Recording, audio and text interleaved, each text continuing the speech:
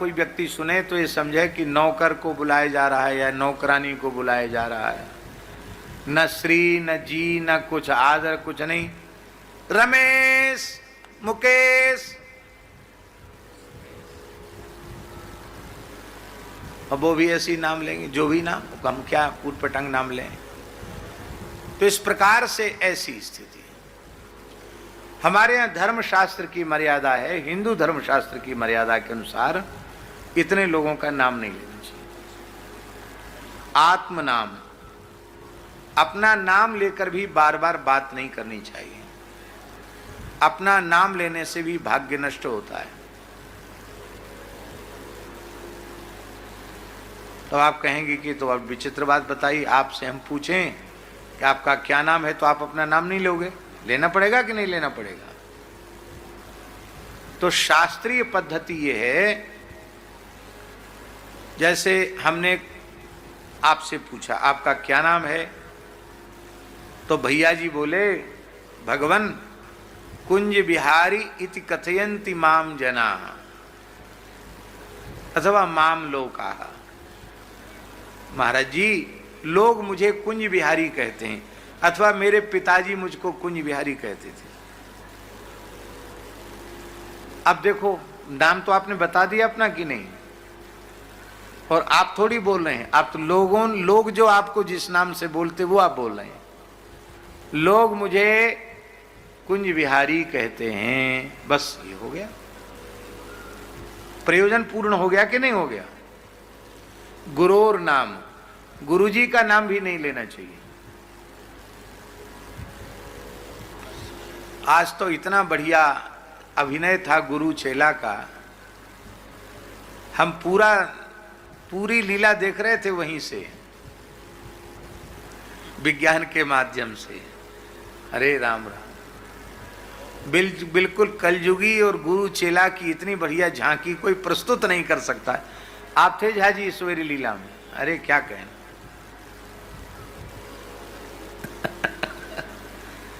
गुरु जी के नाको दम कर दिया, सोने नहीं दिया गुरु जी को।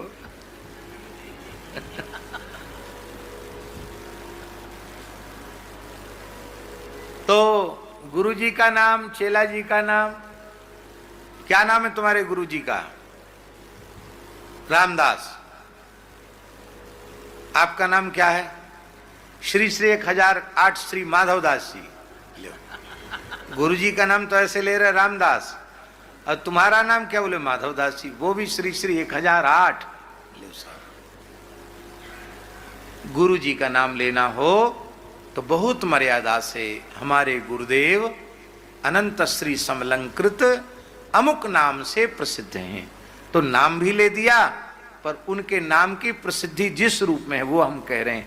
हम प्रत्यक्ष गुरुदेव का नाम नहीं ले रहे, अथवा उनके नाम के अर्थ का वाचन कर दे, ये भी है। जैसे श्री नारायण दास ये नाम लेना है तो कहेंगे संपूर्ण चराचर के स्वामी भगवान नारायण और उनके दास, यह हमारे पूज्य गुरुदेव का नाम है। लो, गुरु जी का नाम भी हो गया और आप सीधे गुरु जी का नाम लेने से बच गए। ये एक पद्धति है। ये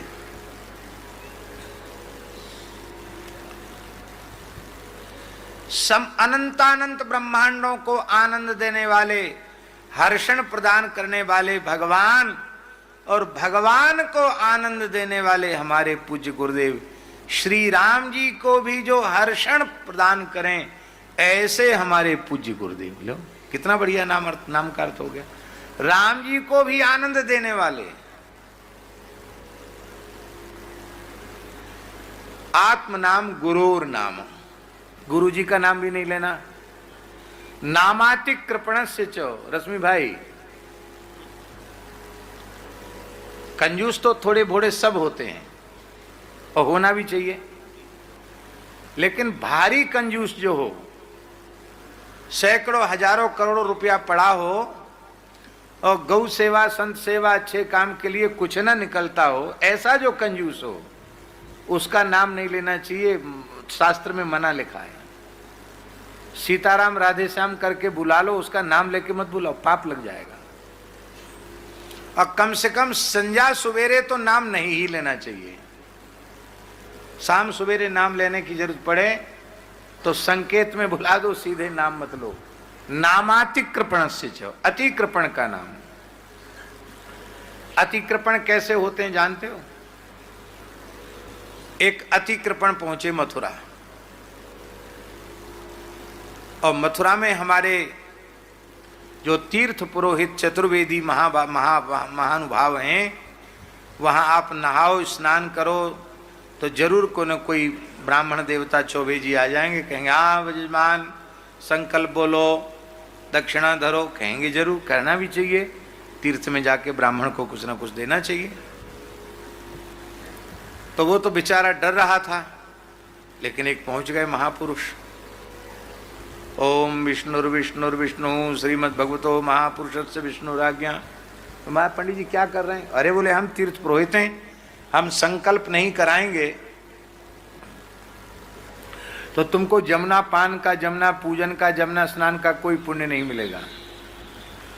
बोले हमको ज्यादा पुण्य होने की जरूरत नहीं, हम तो ऐसे ही आए। बोले ऐसे आए तो कैसे आए? आचमन करेंगे।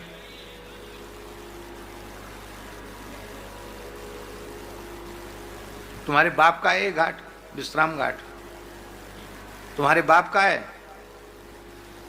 वो विचित्र था, उसने कहा तुम्हारे बाप का नहीं, तुम्हारे बाप? बोले हाँ हमारे बाप दादों का है, हमारे पिताजी यहाँ बैठते थे, दादाजी परदादाजी सब बैठते थे यहाँ।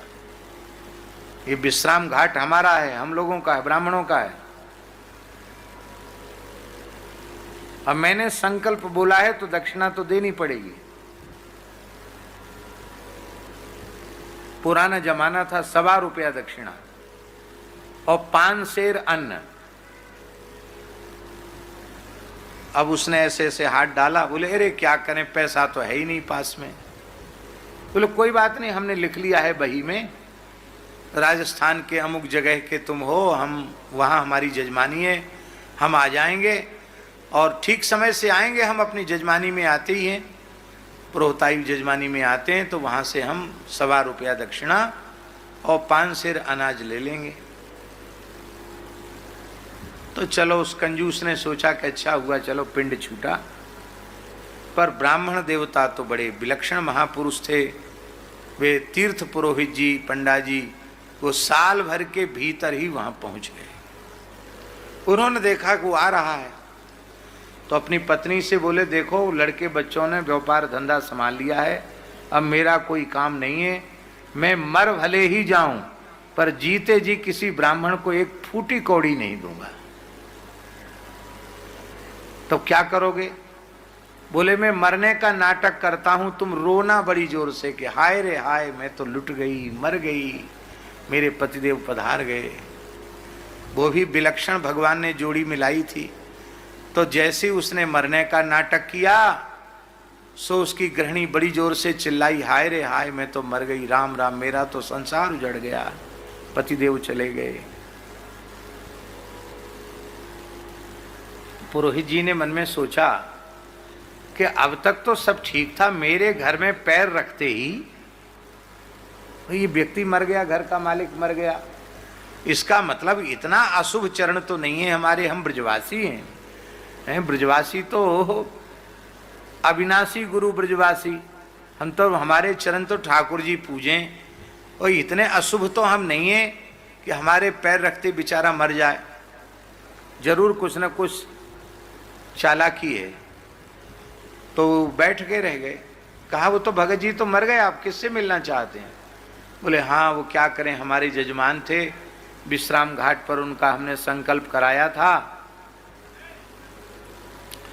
विश्राम घाट पर हमने संकल्प कराया था और अब मर गए तो कोई बात नहीं, अब उनका अंतिम संस्कार कराए बिना हम नहीं जाएंगे, क्योंकि हम तीर्थ से आए हैं, आखिर हमारे जजमान हैं। और वो तो बैठ के रह गया, कहता अंतिम संस्कार कराएंगे। तो उसने धीरे से कहा अपनी घरवाली से कोई बात नहीं, अब क्या बेकार रोटी बिगाड़ रहे हैं, फूंक दो हमको, पर देना नहीं है ब्राह्मण को। कैसे विलक्षण पत्नी और पुत्र होंगे कि जिंदा पिता को ही अर्थी पे बांध के राम नाम सत्य है, गोपाल नाम सत्य है, सत्य बोलो गत्य है कहते हुए ले गए। अब ब्राह्मण समझ गया कि मरा नहीं है, कर केवल 1.25 रुपया और 5 सेर अन्न के लिए प्राण देना चाहता, पर अन्न नहीं देगा, धन नहीं देगा। तो मन में सोचने लगे पंडित जी कि 3 काल की संध्या नहीं, कहीं 6 काल की और 8 काल की भी संध्या होती और हम करते होते तो भी इतने बड़े कंजूस का अन्न धन तो हम नहीं पचा सकते, चाहे दिन भर संध्या करें तो भी नहीं पचा पाएंगे। तो उसने कहा कि देखो ऐसा है कि हमारे गुरुजी ने, हमारे पिताजी दादाजी ने हमको एक मंत्र दिया, उस मंत्र का प्रयोग करने से कई बार मरा हुआ आदमी जिंदा हो जाता है। अच्छा, तो अब देखो आखिर तो आपके पिताजी हैं, कुछ दिन और रहें तो अच्छा है ना। बोले हाँ बहुत अच्छा तो है, हम लोग यही चाहते हैं कि वो रहें कुछ दिन। तो बोले तो ठीक, सब दूर हट जाओ। सबको दूर हटा दिया, चिता पर शरीर रख दिया था, अभी आग नहीं लगाई थी। धीरे से कान में पंडित जी ने कहा कि हम अभी अभी अपनी कलम से बही खाते में जो 1.25 रुपया दक्षिणा और 5 सेर अनाज देने को लिखा है उसको काट देते हैं, खत्म हो गया खाता तुम्हारा। कंजूस तो एक से एक उत्तम श्रेणी के होते हैं, ऐसे जो कंजूस हों उनका नाम नहीं लेना चाहिए। भगवान की कथा कमती रह जाएगी। नहीं, हम ऐसे ऐसे कंजूसों की कथा, सही कथा सुना सकते हैं कि आप सुनकर आश्चर्यचकित हो जाएंगे कि ऐसे भी कंजूस। एक कहावत है, देहाती कहावत है, लोभी को धन लावर खाए और बचे सरकारे जाए। संस्कृत की उक्ति है, पिपीलिकार्जितम धान्यम मक्षिका संचितम मधु लुब्धेन संचितम द्रव्यम समूलम ही गमिष्यति। जड़मूल से खत्म हो जाता है। भर्तृहरि जी कह रहे हैं धन की 3 गतियां होती हैं, दान भोग और नाश। तिस्रः गतयो भवन्ति वित्तस्य। धन की 3 गतियां होती हैं, दान भोग और नाश। यो न ददाति न भुंक्ते तस्य तृतीया गतिर्भवति। जो न किसी को देता है न उपभोग करता है, धन की तीसरी गति नाश हो जाती है। इसलिए हमेशा मनुष्य का कर्तव्य है कि वह अपनी आय का दशांश अच्छे कार्यों में लगावे। और हमने तो ऐसे महात्मा देखे हैं जो दशांश नहीं सर्वांश ही लगा देते हैं। अब नाम हम नहीं लेंगे, हमारे आसपास ऐसे महात्मा रहते हैं, आप दक्षिणा दोगे बड़े प्रेम से ले लेंगे। मदन बाबा हैं?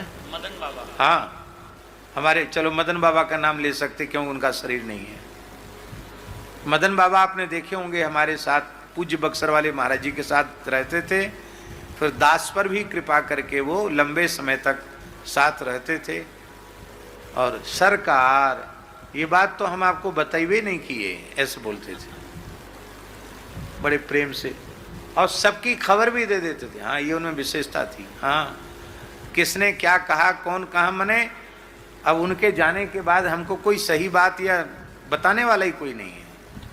और आए गए अतिथि का भी बहुत ध्यान रखते थे, किसी भी व्यक्ति का, सबको संतुष्ट कर देना। अच्छे महात्मा थे।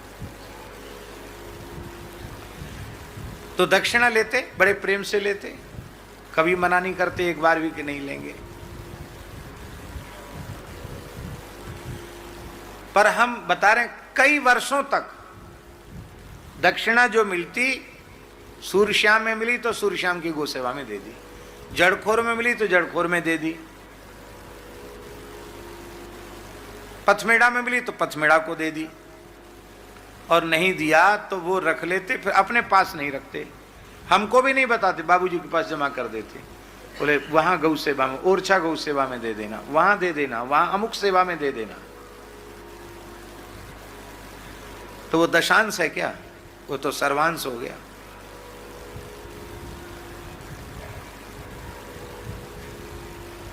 अभी हमारे साथ त्यागी जी हैं।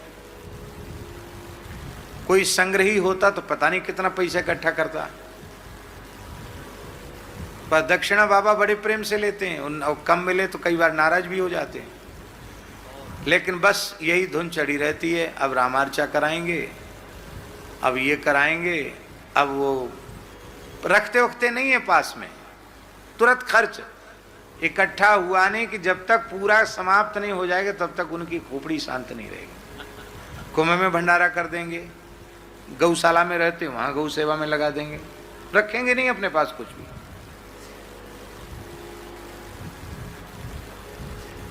तो वहां तो दशांश वाली बात भी नहीं, वहां तो जितना आया एक पैसा अपने शरीर पर खर्च नहीं करते।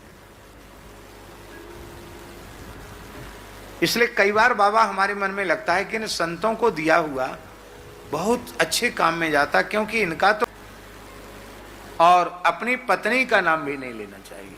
नामात श्रेयस कामो न गृहणीयात ज्येष्ठापत्य कलत्रयो। तो इसलिए राम जी भी वैदेही विदेहराज नंदनी वैदेही कहकर उनको संबोधित करते हैं, नाम नहीं लेते। और श्री किशोरी जी भी राम जी को करुणा निधान कहती हैं। क्या कहती हैं? करुणा निधान जी, करुणा निधान कहती हैं। ये करुणा निधान कहाँ से मिला? ये करुणा निधान शब्द श्री पार्वती माता ने दिया। करुणा निधान सुजान सुंदर शील स्नेह जानत रावरो। तो करुणा निधान, तो सत्य शपथ करुणा निधान की, जब करुणा निधान की शपथ